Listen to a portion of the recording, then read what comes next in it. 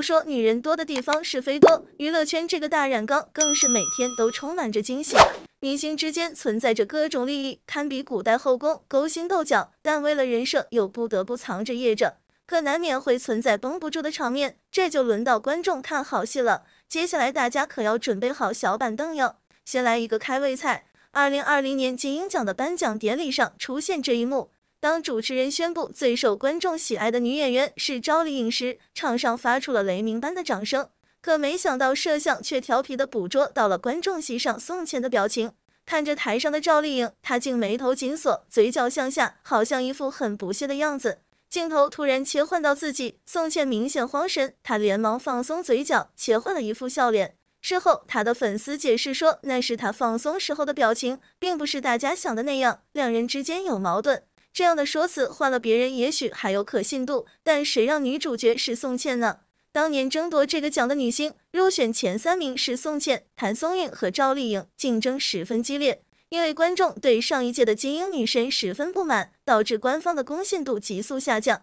因此这一届结果宣布之前，主办方特意清理了刷票行为，可没想到结果发生了翻天逆转。本靠着90多万票数位居第1的宋茜，直接掉到第3，给赵丽颖让出了宝座。这样的结果对于任何一个明星来说都是啪啪打脸，这也导致了宋茜翻车的名场面。然而两人之间的渊源还不止如此，大家都知道赵丽颖和冯绍峰之间有过一段婚姻，但估计都忘了这个前夫哥和宋茜之间还有过关系。两人之前连续合作了2部作品。都说无风不起浪，这样的传闻也不是子虚乌有，绯闻女友终究还是败给了正宫。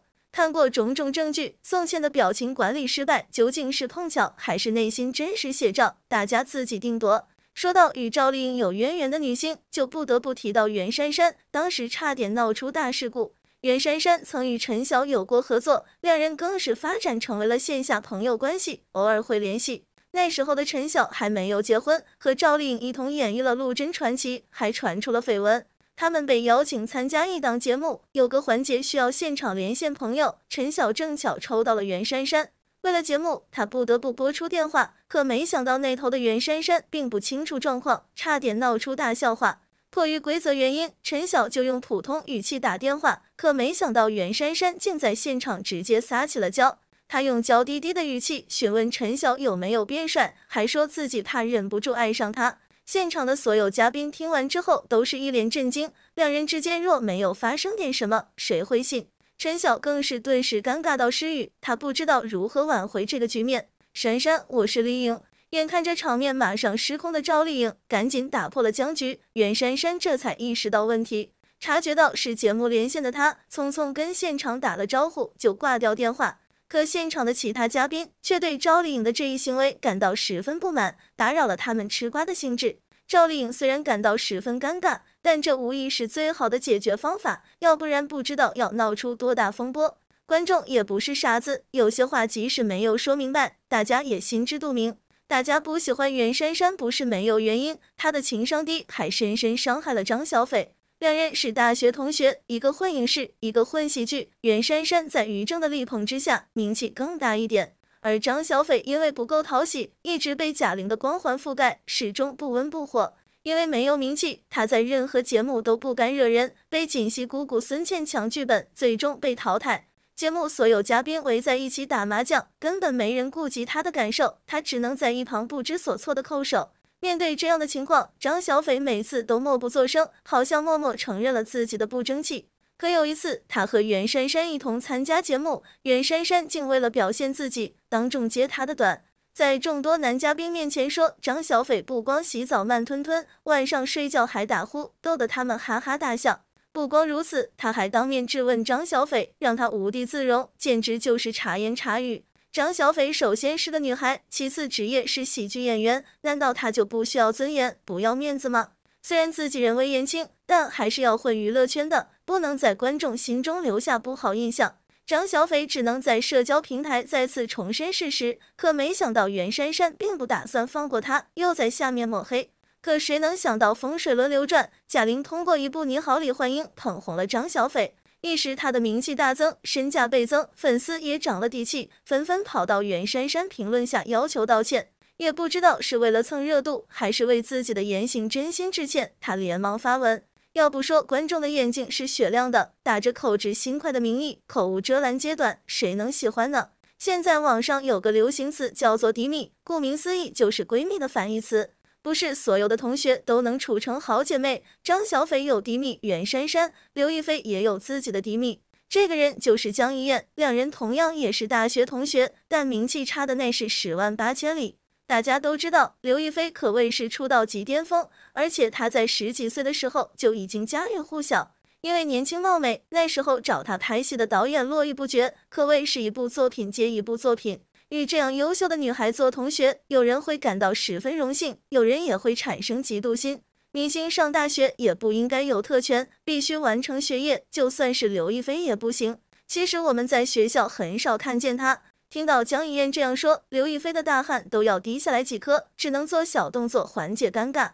眼看着气氛陷入了僵局，江一燕又赶紧打圆场，解释说不是指她旷课，而是拍戏忙。如果真是这样，何必解释？刘亦菲在一旁听着，嘴角笑得格外不自然，马上就要僵住了。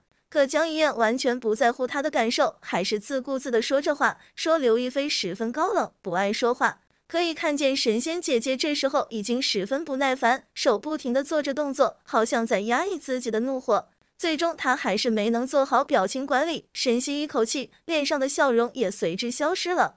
节目播出之后，很多观众都看出了端倪，江一燕的低情商完全暴露无遗。刘亦菲输掉的气势，自然有人帮她挣回来，这就叫做恶人自有恶人磨。2014年的华鼎奖颁奖典礼上，出现了这样尴尬的一幕，让江一燕哑巴吃黄连。